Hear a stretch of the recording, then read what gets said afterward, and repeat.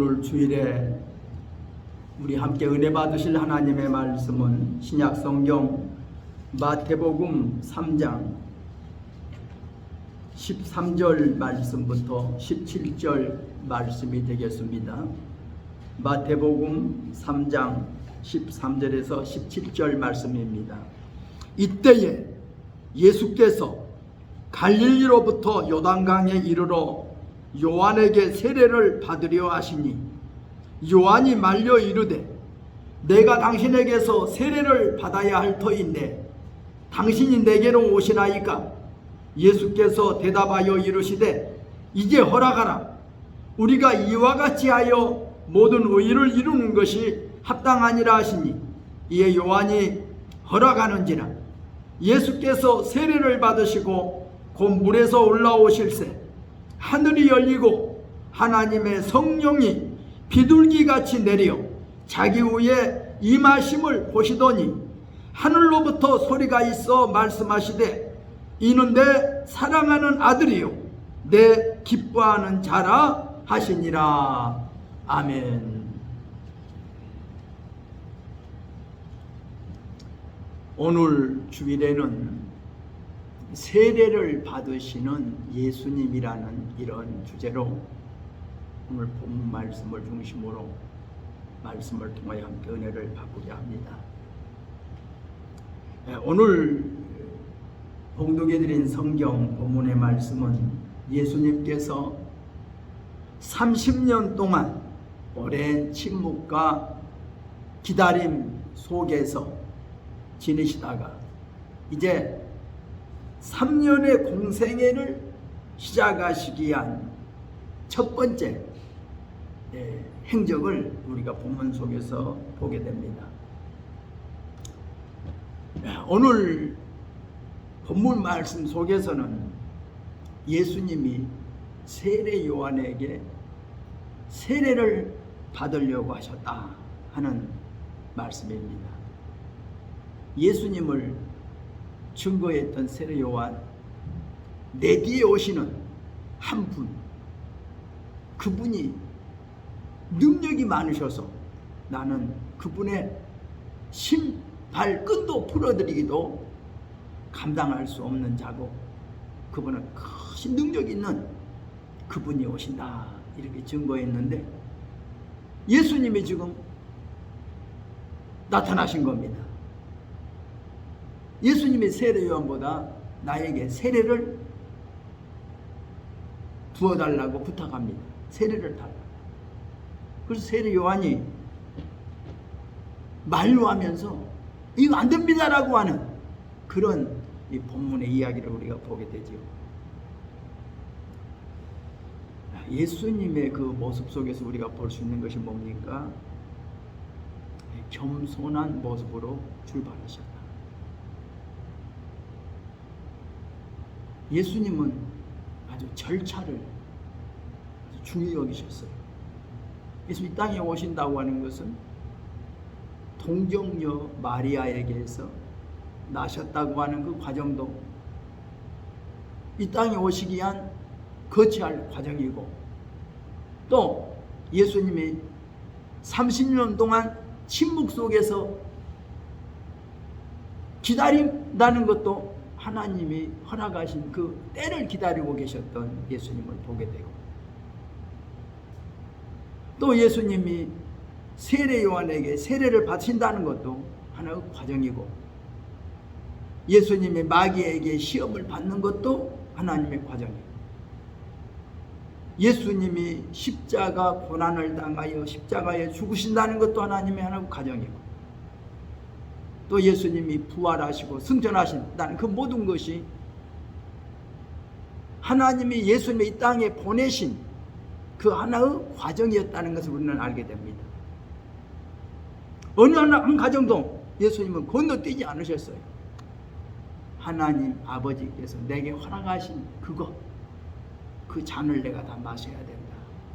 그 과정을 내가 다 거쳐야 된다고 하는 그런 것을 보게 되지요. 그래서 오늘 세례를 받으신다는 것도 아주 중요한 과정입니다. 우리가 예수님을 믿는다 그러면 우리가 교인을 말할 때 세례 교인을 중심으로 말하죠. 우리 교회 성도 수가 몇 분입니다 할 때 세례 교인이 몇 명이냐라는 것으로서 우리가 말하지요. 세례 교인. 세례를 받아야 되죠. 우리가 세례를 받는데 우리 교단은 침례 세례를 우리는 주장하죠. 침례. 물에 잠기는 세례. 그래서 우리 교단에서 어떤 직분을 가지려면 세례를 받았는가? 정말 침례 세례를 받았는가? 이것은 묻습니다. 집사가 되든 권사가 되든 장로님이 되든 전도사님이 되든 목사님이 되든 우리 교단에서 소속된 어떤 직분을 갖든지 어떤 성직을 가지려면 침례를 받아야 돼요. 그러니까 타 교단에서 양례를 받았더라도 꼭 침례를 받도록 이렇게 강요하는 것을 우리가 보게 되죠. 때로는 우리가 다른 교단을 받았던 양례도 인정하자 그래서 그냥 인정하고 넘어도 가지만 어떤 분들은 꼭 이 교단에서 일하려면 내가 침례를 꼭 받아야 되겠습니다. 그래서 침례를 다시 받는 이런 경우도 많이 있습니다. 그러니까 침례를 주장하는 교단이 우리 교단, 또 침례교, 또 그리스도교, 또 몇몇 교단들은 이 침례를 꼭 주장하죠. 침례를 받아야 된다. 이건 성경적이다. 그러나 대부분의 교단들이 이 양례, 약식 세례로 이렇게 세례식을 하는 경우가 많이 있습니다. 어떻든 예수님이 요단강에서 침례를 받았다. 세례 요한으로부터 요단강에서 침례를 받았다 하는 것이 성경의 기록입니다. 예수님이 약식 세례 받은 게 아니거든요. 침례 세례를 받았다. 이것을 오늘 성경에서 알 수 있습니다. 오늘 본서에서는 말씀드리면서 제일 먼저 첫 번째 이때라고 하는 말씀, 이때에 4장 1절에도 보면 그때에 성경이 또 때가 찼음에 하는 그런 말이 많이 있어요. 때가 이때에 그때에 때가 찼음에 정말 중요한 것은 때입니다. 정확한 때. 하나님은 정확한 때에 오신다고 그러죠. 정확한 때에 일하시는 하나님. 이스라엘 백성들을 애굽에서 구출할 때도 가장 정확한 그 타이밍, 아주 중요한 때죠. 우리가 역사적으로 보면 우리가 내일은 이제 내일 모레가 지금 3.1운동 3.1절이 되는데 3.1절 또 우리가 간복절 아주 그 때가 아주 우리의 중요했어요.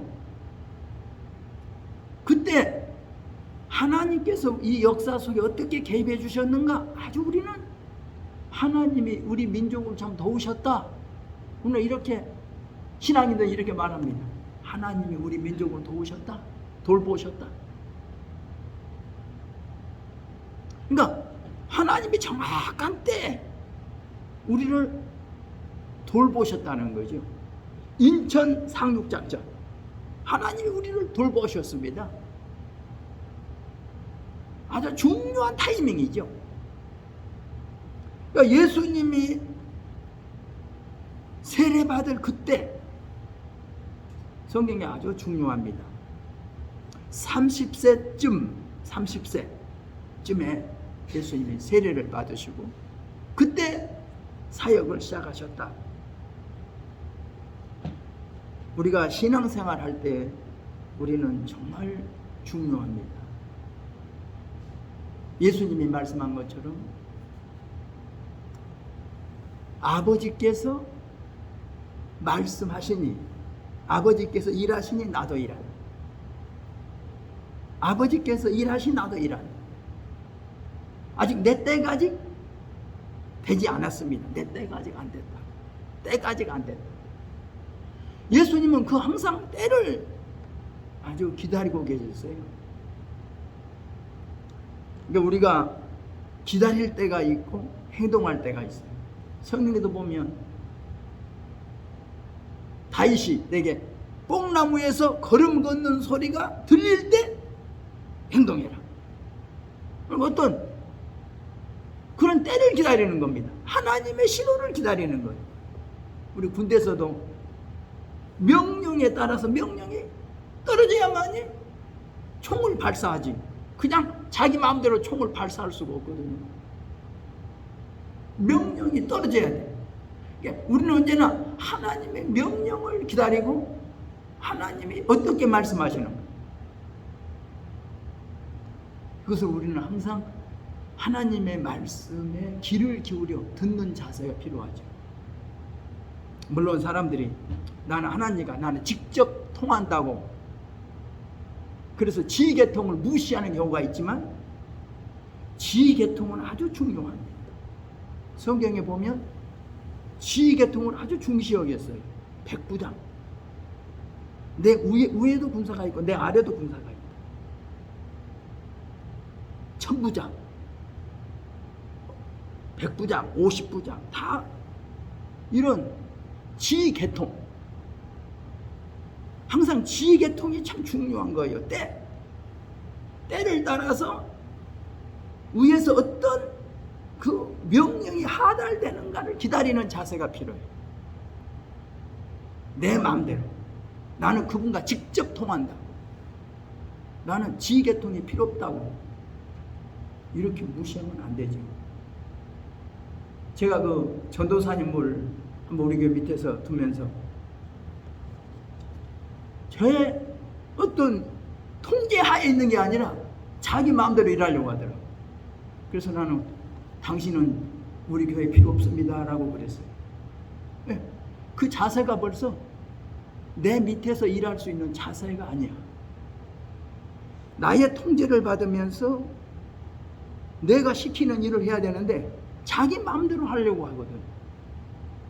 이 사람은 내 밑에서 일할 수 있는 자격이 없어요. 부목사는 이 엄목사님 밑에서 통제를 받아야 되잖아요. 통제를 잘 따라야 돼. 지도를 잘 따라야 부목사로서의 역할을 하고 또 밑에 전도사 역할을 하는데 만약 부목사가 자기 자리를 펼치면 엄목사가 부목사를 둘 수가 없어요. 전도사님이 자기 자리를 펼치면 안 돼.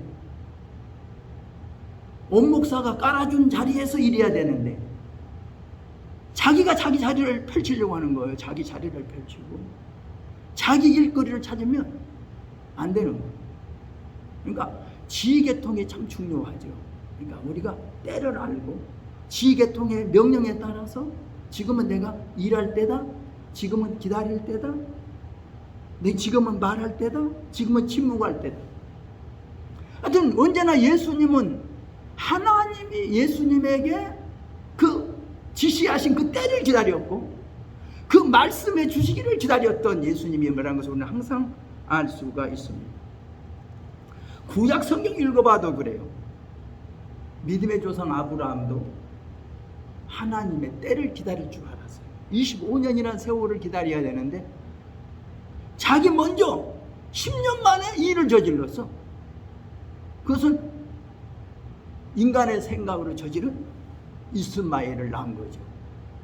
하나님이 약속은 이삭을 통해서 25년 후에 이루어지는데 인간의 생각으로 일을 저질렀어요. 그게 바로 이스마엘을 낳았다는 거죠.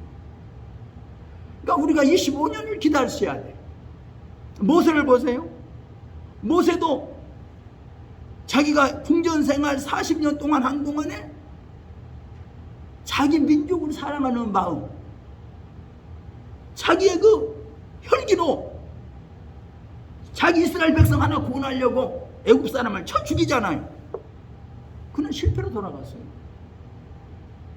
하나님의 때를 기다려야 되는데 자기가 너무 성급해. 자기 민족 하나 구원하려고 하다가 도망치고 말잖아요. 그러나 미디안 광야에서 40년을 기다렸어.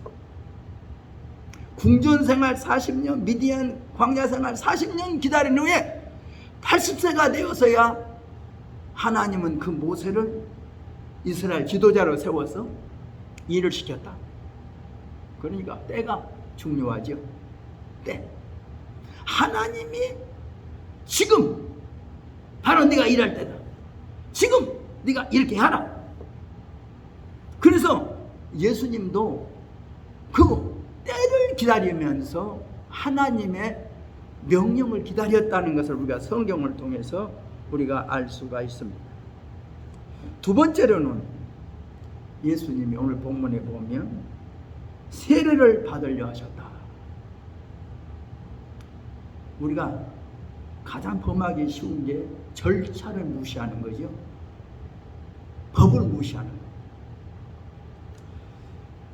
지금 다 고인이 되셨는데 제가 수원에 우리 박종순 목사님 늘 찾아뵈면 저보다 앞으로 일하려면 허점을 안 보여야 돼. 과정이 중요해. 조영규 목사님이 그렇게 훌륭하고 일을 할 줄 알았기에 그때 공부하면서 늘 한 이야기가 과정이 중요해. 절차가 중요해라고 그렇게 잔소리를 했다고 그래.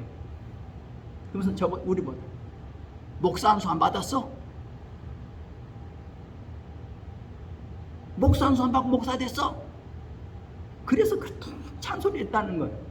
그러니까 제일로 조영규 목사님이 자기를 제일로 싫어했대. 예. 목사 안수 안 받았다고 말한다. 그러니까 앞으로 큰일 하려니까 목사 안수 받아라. 목사 고시 봐라. 목사 고시 봐라. 목사 고시 안 보고 목사 됐다는 거야. 그러면서 왜 조영규 목사가 나 싫어하는지 알아? 내가 그 소리 한다고 나 싫어해. 훌륭한 일을 하려고 하니까 후배들을 위해서라도 본이 돼야 된다. 그러니까 목사고시 꼭 봐라. 그렇게 이야기했는데도 목사고시 안 보고 목사 됐다 그러면서 자꾸 그 이야기 들을 때마다 저도 영 듣기 싫더라고요. 우리가 어떤 일에 있어서 과정을 무시하고 건너뛰기 하면 우선은 좋은지 몰라. 그러나 두고 후회스럽다는 거죠. 두고. 근데 조금만 참으면 되는데 그 과정을 무시하고 우선 자격증 따는 게 더 급해. 그러나 자격증 중요한 게 아니라 과정을 다 마치고 실력을 갖춘 다음에 따도 충분한데 과정도 안 거치고 자격도 안 갖추고 자격증만 먼저 따려고 그냥 거기에다가 초점을 맞추니 참 안타깝단 말이에요. 예수님은 세례받는 것을 중하게 여겼어요. 세례 안 받고 건너뛸 수도 있겠죠. 그러나 예수님은 요한에게 세례를 받아야 돼요. 높은 분이지만 절차가 세례를 받아야 돼. 우리 그러잖아요. 의사가 한번 되려고 해도 사람의 생명을 다루는 의사가 되려고 해도 시험 합격하기도 어렵고 공부하는 과정도 어렵고 몇 년 동안 공부하고 또 인턴 과정을 거치고 과정을 통과해서 수련도 하고 난 밑에서 또 그래가면서 자기 전문의가 되고 그래야만이 의사가 되잖아요. 얼마나 까다로워요. 왜 까다로워요? 생명을 다루는 문제니까 까다로워야 되고 그런 어려운 과정을 통과해야 되는데 더군다나 영적인 생명을 다루어야 할 그런 자격은 더 까다로워야 되고 더 어려워야 되고 더 법이 엄격해야 된다는 것을 우리가 알아야 되죠. 근데 그것을 가볍게 무시하고 넘어가면 안 된다는 거죠. 이게 중요합니다. 그래서 이 교회에서 전도사님으로 시무를 몇 년 이상을 해야 된다. 단독으로 목회한 사람은 단독 목회한 몇 년 해야 된다. 어떤 그런 기준을 가지고 시무 기준, 여러 가지 뭐 시험도 치르지만 그런 과정도 있고 과정이 다 있단 말이에요. 그 과정을 무시하고 하면 나중에 목회하면서 시행착오를 범하니까, 목회하면서 시행착오를 안 범하기 위해서 목회자 밑에서 시무하라, 경력을 쌓으라. 인턴 과정처럼 뭔가 배워서 해야 되는데 배우지도 않고 단독 혼자 목회하려고 하니까 목회하면서 힘들죠. 어떻게 할 줄 모르겠단 말이에요. 그러니까 그런 과정을 하나하나 배워가려고 과정을 배우라는데도 안 배우려고 해요. 그냥 막 과정 무시하고 목사만 되겠다고 그냥 하시는 사람들 보면 때로는 답답해요. 왜 그럴까? 그저 배우려고 하고 머리를 그냥 숙이고 가서 어떻게 할까요? 물어보고 자꾸 배워야 되는데 배우려고를 안 해. 학교에서만 공부하면 다 된 줄 안단 말이에요. 실무가 없어. 그러니까 학교에 가서 그냥 신학적으로 학적으로는 딱딱딱 배웠는데 목회 실무 처리가 안 된단 말이에요. 우리 그러잖아요. 하나 복지 자격을 해도, 복지사를 하나 되려 해도 그 요양원에 가서 해야 되잖아요. 실습하는 곳이 있어야 되잖아요. 예. 그런 거 있어야지. 없이 가면 안 되잖아요. 실습 경험이 없으니까. 한잔 하나 돌봐도 그런 게 필요하는데 그 과정을 무시하고 어떻게 되냔 말이에요. 그래서 예수님은 과정을 중시하겠다고 생각해요. 세례를 받으셨다? 가볍게 볼 일이 아닙니다. 꼭 통과해야 될 과정이었다는 거예요. 오늘 우리가 세상을 살면서 조심해야 돼요. 정말 배우려는 자세. 겸손하지 않으면 못 배워요. 겸손한 자세를 가져야 배워요. 물어보는 거 겸손한 거잖아요. 근데 물어보지 않고 난 안다는 거예요. 난 다 알아. 물어볼 필요도 없어. 난 다 알아. 내 마음대로 하면 돼. 이것은 정말 교만한 거예요. 우리가 겸손하다고 하는 자세는 배우려는 거예요. 예수님은 세례 요한에게 나한테 세례 좀 허락해 달라. 세례 요한이 안 됩니다, 안 됩니다 해서 허락하라. 이렇게 함으로 오히려 이런 것이 마땅하다. 예수님이 제 아들 발 씻을 때도 마찬가지 아니에요? 발레나라. 안 됩니다. 내 발 절대로 못 씻습니다. 발 내밀어라. 내가 네게 씻어주지 아니하면 나와 상관이 없다. 그러니까 그 하나하나 과정 속에 우리가 참 중요하게 내가 정말 내 예수님이 발을 씻겨준다면 내 발도 내밀 줄 아는 그것도 겸손이에요. 예수님의 세례를 하려고 하면 세례를 베풀어 줄 아는 것도 겸손이라니까요. 무조건 거부하는 것만 겸손이 아니라 그분의 뜻에 따르는 것도 겸손이다. 그래서 여기에 예수님이 세례를 받으려고 하셨다는 것을 우리는 알 수가 있습니다. 세례가 뭡니까? 십자가에 달린 주와 한 가지로 나는 죽고 부활하신 주와 함께 내가 다시 살아나네. 예수님과의 연합이죠. 내가 죄를 씻고 내가 지난날에 나의 모든 삶을 다 새롭게 정리하고 이제 새로운 각오로 새 출발한다. 이게 세례입니다. 나는 예수님과 함께 나는 살겠다. 지난날에 세상과 사는 모든 것은 다 물에 잠기듯이 다 장사 지내버리고 예수님의 새 생명을 내가 받아서 난 다시 살아가겠다. 이것이 세례예요.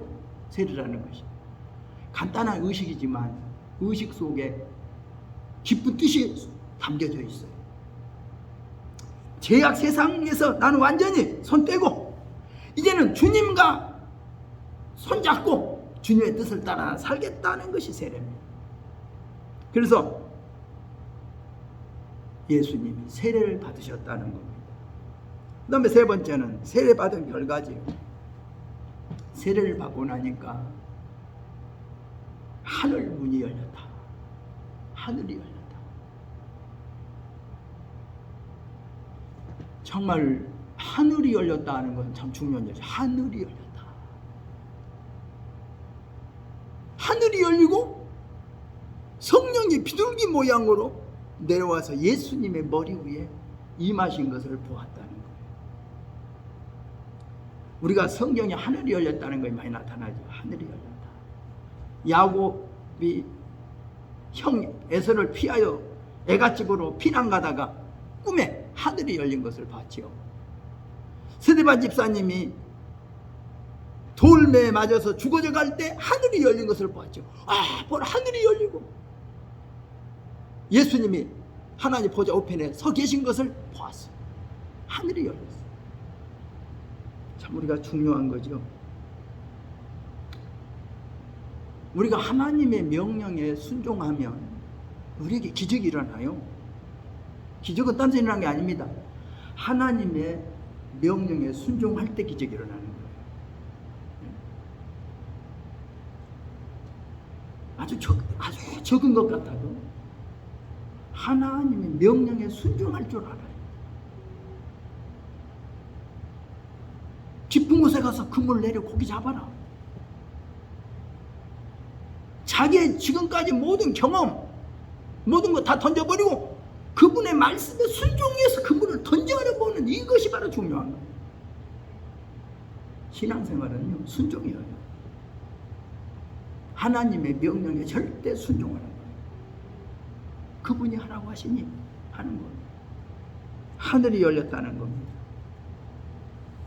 그리고 성령이 임했다. 성령이 임했다.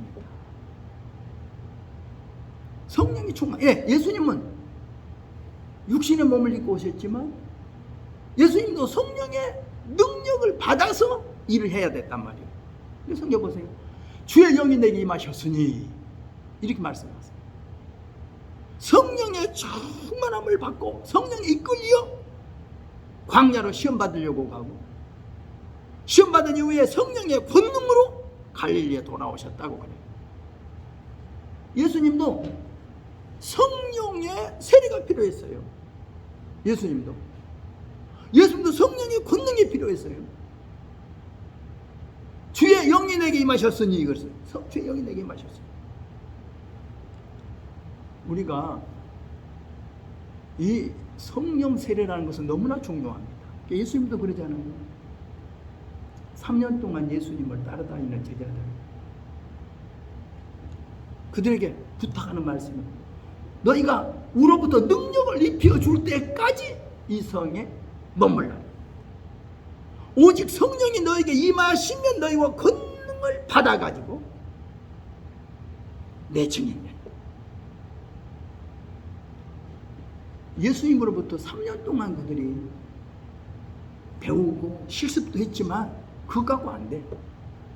권능이 필요했단 말이에요. 권능이 필요했어요. 그래서 성령의 권능을 받으라고 말씀했어요. 정말 하나님의 일은 능력이 필요하죠. 인간의 어떤 지식 갖고 되는 건 아니잖아요. 하나님의 성령의 능력이 성령이 역사해 주셔야 성령이 함께 따르는 표적으로 주의 손이 함께 하사 따르는 표적으로 주의 복음을 확실히 전파하더라. 네 번째는 뭡니까? 하나님의 확인이 있었습니다. 소리가 있었어요. 이는 내 사랑하는 아들이요 내가 기뻐하는 자다. 예수님이 요한에게 세례를 받으실 때 하나님께서 하늘로부터 들려진 소리입니다. 이는 내 사랑하는 아들이요 내가 기뻐하는 자다. 하나님께서 이렇게 직접 말씀해 주신 겁니다. 그래서 오늘 저는 예수님이 세례를 받으셨다 하는 우리가 신앙생활할 때도 조그마한 과정을 중히 여겨야 된다. 과정을 무시해버리고 법을 무시해버리고 하다 보면 우선은 좋은 것 같은데 쉬운 것 같은데 그것이 문제가 돼요. 자꾸 문제가 생긴단 말이에요. 그러나 절차를 따라서 법을 따라서 하다 보면 문제가 안 생기는데 법도 무시하고 절차를 무시해버리니까 나중에 문제가 발생하면 이 문제를 수습할 수가 없는 거예요. 그래서 예수님은 절차에 따라서 예수님은 세례를 받으시고 예수님이 그러셨다는 걸 생각하면서 우리 신앙생활 할 때도 적당히 대충 중요한 게 아니라 힘들고 어려워 원칙대로 법대로 과정을 중시 여기면서 하려고 애쓰면 현재는 어려운 것 같아도 이것이 나에게 유익이 된다는 거죠. 현재는 좀 까다로워도 우리가 기도하라, 매일 좀 아침에 좀 기도하라, 저녁에 좀 기도하라고 성경 읽으라고 그러면 가볍게 여겨요. 그러나 우리 신앙인들은요, 신앙이 딱 바로 서면 생활이 돼요. 신앙이 바로 안 서면 생활이 삐뚤삐뚤거려. 신앙이 바로 안 서면 가정이 삐뚤삐뚤거려. 그러잖아요. 그러나 신앙이 바로 서보세요. 내 행동도, 내 생활도, 내 가정도 딱 바로 뒤따라와요. 그러나 신앙이 바로 안 서면 모든 것이 뒤틀려요. 여기가 느낄 겁니다. 그래서 신앙생활 바로 하자는 겁니다. 신앙을 중심으로 생활하자. 그러면 신앙이 바로 서면 생활은 저절로 된다는 거예요. 그런데 신앙이 삐뚤어지면 생활은 완전히 요동치는 거예요. 여러분 생활 중심의 신앙생활 하지만 신앙 중심의 생활해 보십시오. 그러면 신앙이 바로 서면 생활은 저절로 잘 된다. 그러나 신앙이 바로 안 서면 생활이 삐뚤어진다.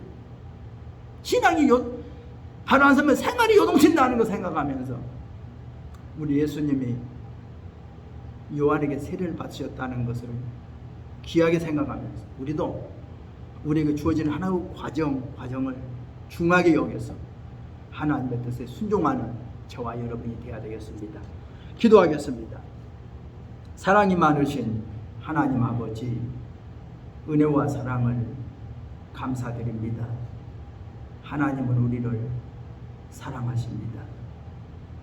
제약된 세상에 예수님을 세상에 보내주셨습니다. 30년 동안의 긴 침묵을 마치고 3년 후 공생애를 시작하실 때 세례 요한에게 세례를 받고 사역을 출발하게 하셨던 하나님, 우리도 하나님이 때가 되면 우리를 부르시고 또 하나님이 우리에게 귀한 일을 맡기시려고 하나하나의 과정을 밟게 하신 줄로 압니다. 항상 겸손과 순종으로 하나님의 뜻을 이루는 저희들 되게 하여 주옵소서. 예수님의 이름으로 기도드리옵나이다. 아멘. 우리 함께 기도하겠습니다.